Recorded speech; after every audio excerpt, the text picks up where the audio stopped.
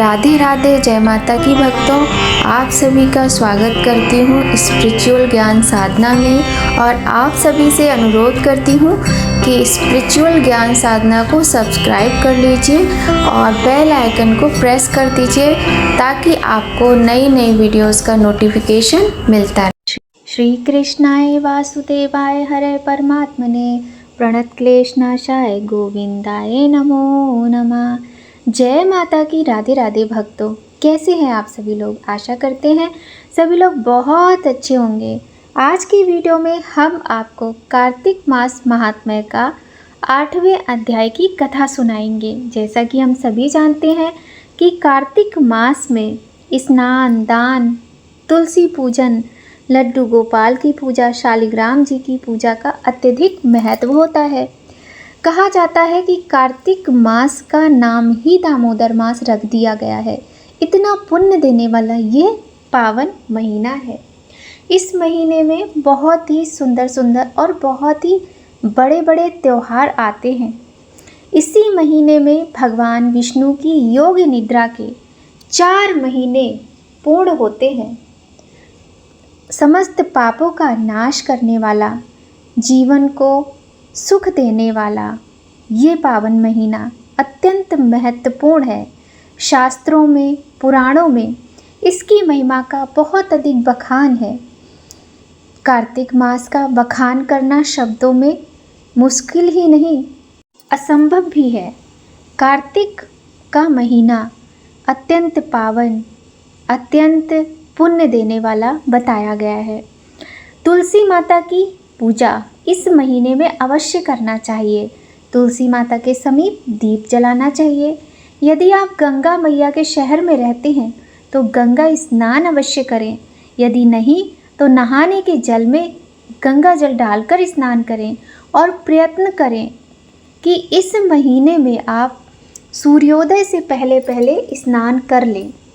छोटी छोटी से नियम हैं, इसमें किसी एक नियम का भी यदि पालन करते हैं तो भगवान की असीम अनुकंपा प्राप्त होती है। तो चलिए अब हम भगवान का भजन करते हुए कथा सुनाते हैं और कार्तिक मास महात्म्य के 8वें अध्याय की कथा भी सुनाएंगे। बोलिए गणेश भगवान की जय, गौरी शंकर भगवान की जय, लक्ष्मी नारायण भगवान की जय, तुलसी माता की जय। तो भगवान के प्रिय भक्तों, मेरे नारायण के प्रिय भक्तों, बहुत ही सुंदर दिव्य कथाएं हम आपको प्रतिदिन सुनाते हैं। भगवान का ध्यान करते हुए इन दिव्य कथाओं का रसपान प्रतिदिन करते रहिए। चलिए प्रारंभ करते हैं। प्राचीन समय की बात है कि किसी गांव में एक बुढ़िया माई रहती थी। उस बुढ़िया माई के 4 पुत्र थे। बुढ़िया माई ने 4 भैंसें भी पाल रखी थी। कार्तिक का महीना आने पर बुढ़िया माई ने अपनी चारों बहुओं को बुलाया और कहा कि मैं तो कार्तिक नहाने जा रही हूँ, तुम चारों एक एक भैंस रख लो, मैं 1 महीने में वापस आ जाऊँगी। चारों बहुओं में से सबसे छोटी बहू बुढ़िया की लाडली थी। बुढ़िया ने जाते जाते यह भी कहा कि मैं 1 महीने में जब वापस आऊँगी तो देखूँगी कि किसने सबसे ज़्यादा घी जोड़ा है। बुढ़िया की बातें सुन तीनों बड़ी बहुओं ने सोचा कि यही समय है बुढ़िया को बताने का कि छोटी को कुछ नहीं आता है। वह दही बिलौना नहीं जानती है और ना ही उसे पता था कि घी कैसे बनता है। उसकी जेठानियों ने भी जानबूझकर उसे कुछ नहीं बताया ताकि बुढ़िया वापस आने पर उन्हें डांट फटकार सके। तीनों जेठानियां घी बनाने में जुट गईं, लेकिन छोटी बहू को कुछ आता ही नहीं था तो वह सारे दूध दही को पीपल की पतवारी में गिरा देती। मन से वह बड़ी भोली थी। महीना पूरा होने पर तीनों जेठानियों ने एक एक डिब्बा घी का भरकर रख लिया। छोटी बहू ने ज़रा सा भी घी नहीं निकाला था। वह तो सारा दूध दही पीपल की पतवारी पर गिरा आती थी। बुढ़िया के आने की खबर वह पतवारी माता से कहती कि मैं क्या करूं, मैंने तो सारा दूध दही यहीं गिरा दिया है। अब मेरी सासू माँ आकर घी के बारे में पूछेंगी तो मैं क्या जवाब दूंगी। पतवारी माता कहती तुम ये 4 कंकड़ ले जाओ और 4 अलग अलग डिब्बों में रख देना, इससे चारों डिब्बे घी से भर जाएंगे। उसने ऐसा ही किया और उसके 4 डिब्बे घी से भर गए। अब सासू माँ घर आई और आते ही उसने चारों बहुओं को कहा कि लाओ अपना अपना घी दिखाओ, किसने कितना घी जोड़ा है। तीनों जेठानियाँ अपना घी का डिब्बा ले आईं और मन ही मन खुश होने लगीं कि अब छोटी बहू को सास से डांट पड़ेगी। छोटी बहू आई तो साथ में 4 डिब्बे घी लाई। वह सब ये देख के हैरान हुई कि इसे तो दही बिलौना भी नहीं आता था, तो ये घी कहाँ से आया। वह कहने लगी कि जरूर इसके पति ने यह घी खरीदा है। इस पर छोटी बहू ने कहा कि मुझे तो कुछ नहीं आता था और ना ही मुझे किसी ने बताया कि किस तरह से दही बिलोकर घी बनाया जाता है। मैं तो सारा दूध पीपल में सींच देती थी और दही पटवारी पर चढ़ा देती थी। यह तो पटवारी माता की कृपा का प्रभाव है। छोटी बहू की सारी बातें सुनकर सारी बहुओं ने कहा कि अगर पटवारी माता को सींचने से इतना अधिक पुण्य मिलता है, तब हम भी अगले साल उसे सींचेंगे और कार्तिक नहाएंगे। हे पटवारी माता, जैसे आपने छोटी बहू की सुनी, वैसे ही आप सभी की जो सुनना, जो ये कहानी सुनाए और जो कहानी सुनकर हुंकारा भरे, चलते फिरते उठते बैठते माँ सभी की सुनना। कार्तिक मास महात्म्य का 8वां अध्याय। नारद जी बोले, अब मैं कार्तिक व्रत के उद्यापन का वर्णन करता हूँ, जो सब पापों का नाश करने वाला है। व्रत का पालन करने वाला मनुष्य कार्तिक शुक्ल चतुर्दशी को व्रत की पूर्ति एवं भगवान विष्णु की प्रीति के लिए उद्यापन करे। तुलसी के ऊपर एक सुंदर मंडप बनावे, उसे केले के खंभों से संयुक्त करके नाना प्रकार की धातुओं से उसकी विचित्र शोभा बढ़ावे। मंडप के चारों ओर दीपकों की श्रेणी सुंदर ढंग से सजाकर रखे। उस मंडप में सुंदर बंधन बारों से सुशोभित 4 दरवाजे बनावे और उन्हें फूलों से तथा चवर से सुसज्जित करे। द्वारों पर पृथक पृथक मिट्टी के द्वारपाल बनाकर उनकी पूजा करे। उनके नाम इस प्रकार हैं: जय, विजय, चंड, प्रचंड, नंद, सुनंद, कुमुद और कुमुदाक्ष। उन्हें चारों दरवाजों पर 2-2 के क्रम से स्थापित कर भक्तिपूर्वक पूजन करें। तुलसी की जड़ के समीप 4 रंगों से सुशोभित सर्वभद्र मंडल बनाए और उसके ऊपर पूर्ण पत्र तथा पंचरत्न से संयुक्त कलश की स्थापना करें। कलश के ऊपर शंख, चक्र, गदाधारी भगवान विष्णु का पूजन करें। भक्तिपूर्वक उस तिथि में उपवास करें तथा रात्रि में गीत, वाद्य, कीर्तन आदि मंगलमय आयोजनों के साथ जागरण करें। जो भगवान विष्णु के लिए जागरण करते समय भक्तिपूर्वक भगवत संबंधी पदों का गान करते हैं, वे सैकड़ों जन्मों की पाप राशि से मुक्त हो जाते हैं। जो मनुष्य भगवान के निमित्त जागरण करके रात्रि भर भगवान का कीर्तन करते हैं, उनको असंख्य गोदान का फल मिलता है। जो मनुष्य भगवान की मूर्ति के सामने नृत्य गान करते हैं, उनके अनेक जन्मों के एकत्रित पाप नष्ट हो जाते हैं। जो भगवान के सम्मुख बैठकर कीर्तन करते हैं और बंसी आदि बजाकर भगवत भक्तों को प्रसन्न करते हैं तथा भक्ति से रात्रि भर जागरण करते हैं, उन्हें करोड़ों तीर्थ करने का फल मिलता है। उसके बाद पूर्णमासी में एक सपत्नीक ब्राह्मण को निमंत्रित करें। प्रातःकाल स्नान और देव पूजन के वेदी पर अग्नि की स्थापना करें और भगवान की प्रीति के लिए तिल और खीर की आहुति दें। होम की शेष विधि पूरी करके भक्तिपूर्वक ब्राह्मणों का पूजन करें और उन्हें यथाशक्ति दक्षिणा दें। फिर उनसे इस प्रकार क्षमा प्रार्थना करें, आप सब लोगों की अनुकंपा से मुझ पर भगवान सदैव प्रसन्न रहें।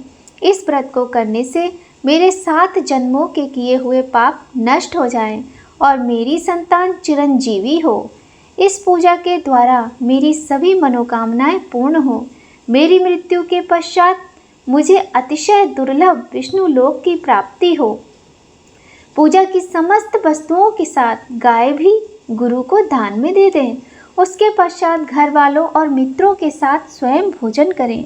भगवान द्वादशी तिथि को शयन से उठे, त्रयोदशी को देवताओं से मिले और चतुर्दशी को सबने उनका दर्शन एवं पूजन किया। इसलिए उस तिथि में भगवान की पूजा करनी चाहिए। गुरु की आज्ञा से भगवान विष्णु की सुवर्णमयी प्रतिमा का पूजन करें। इस पूर्णिमा को पुष्कर तीर्थ की यात्रा श्रेष्ठ मानी गई है। कार्तिक माह में इस विधि का पालन करना चाहिए। जो इस प्रकार कार्तिक के व्रत का उद्यापन करते हैं वे धन्य और पूजनीय हैं, उन्हें उत्तम फल की प्राप्ति होती है।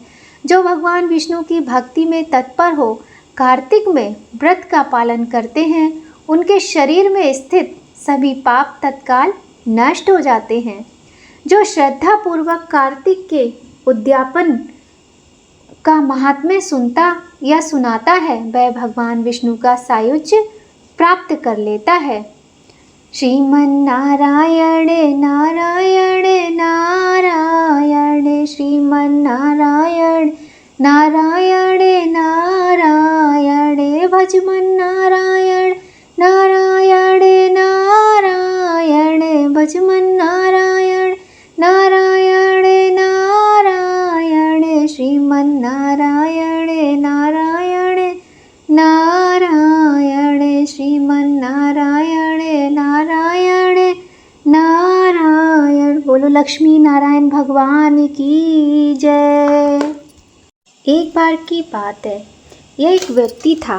वह एक संत जी के पास गया और कहता है कि संत जी, मेरा एक बेटा है, वो ना तो पूजा पाठ करता है और ना ही भगवान का नाम लेता है। आप कुछ ऐसा कीजिए कि उसका मन भगवान में लग जाए।